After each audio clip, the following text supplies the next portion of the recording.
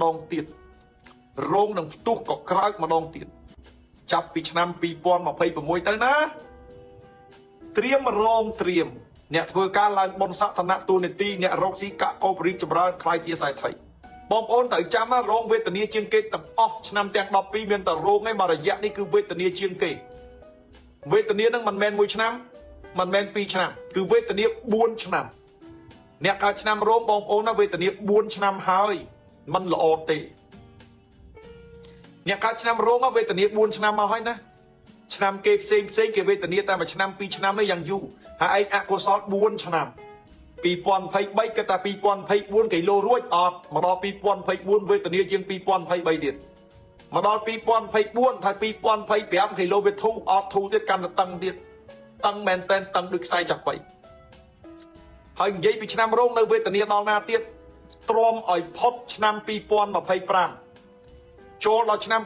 2026ទោះបីជាវាមិនរីកក៏វារៀងគួរសមមកដែរប៉ុន្តែបើឆ្នាំ2027រោងកើបលុយលែងក្រហើយ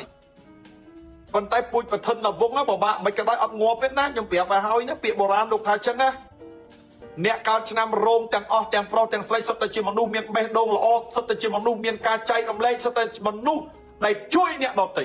បើមានលុយចែករំលែកទាំងអស់បងប្អូនកូនក្មួយចិញ្ចឹមមកពូជចិញ្ចឹមស្រួលវាខ្សែលើយើងទៀត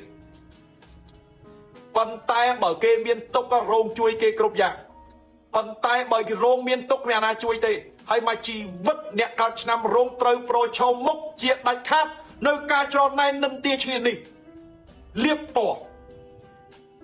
អ្នកកើតឆ្នាំរោងមកជីវិតត្រូវតែប្រឈមមុខនឹងការច្រណែននឹងការឈ្នានេះនឹងការលៀបពណ៌គឺมันអាចជៀសផុតបានឡើយអត់ធ្វើអាក្រក់ទេគេថាយើងធ្វើអាក្រក់គេលៀបពណ៌យើងសទៅជាខ្មៅល្អទៅអាក្រក់ពាក្យថាលៀបពណ៌ណាទម្រាំនឹងគេដឹងនឹងយើងហិនហោចបាត់ទៅហើយ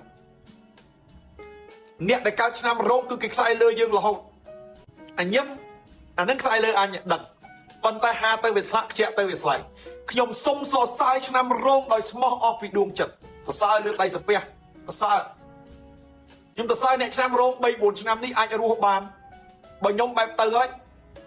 ដឹងទៅណាទេដឹងទៅពេជ្រនៅដឹងទៅជ្រោយចង្វាមដឹងទៅណាទេអត់ទេ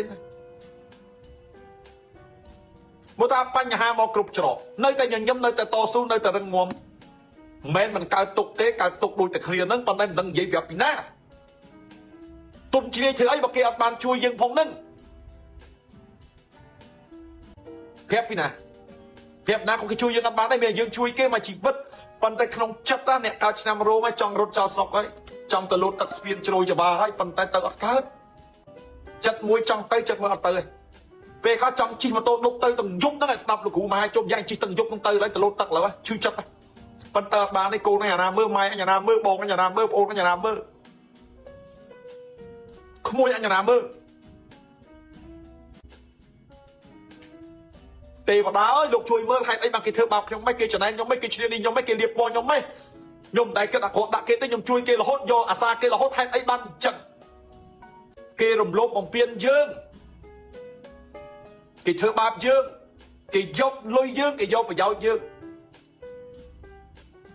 ចុងក្រោយយើងដែលជាជនរងគ្រោះគេលៀបពណ៌ទៅយើងអ្នកអាក្រក់វិញគេមកវាយយើងឧទាហរណ៍ចុងក្រោយយើងអ្នកជនយើងត្រូវគេវាយចង់ងាប់គេថាយើងអ្នកបង្កហេតុទៀតអ្នកកាត់ឆ្នាំរោងគឺបែបហ្នឹងណាអញ្ចឹងណាលើកដៃសាពះបងហើយប្អូនហើយកូនហើយក្មួយហើយបើមានប្តីបើមានប្រពន្ធមានបងកើតឆ្នាំរោងយល់ចិត្តគាត់ផងគាត់ទៅឈួតហើយបើគាត់មានលុយគាត់អត់ចោលបងប្អូនទេគាត់ជួយឲ្យមានទាំងអស់គ្នាបើឥឡូវគាត់អត់មានអីជួយទេព្រោះគាត់ពងវេទនា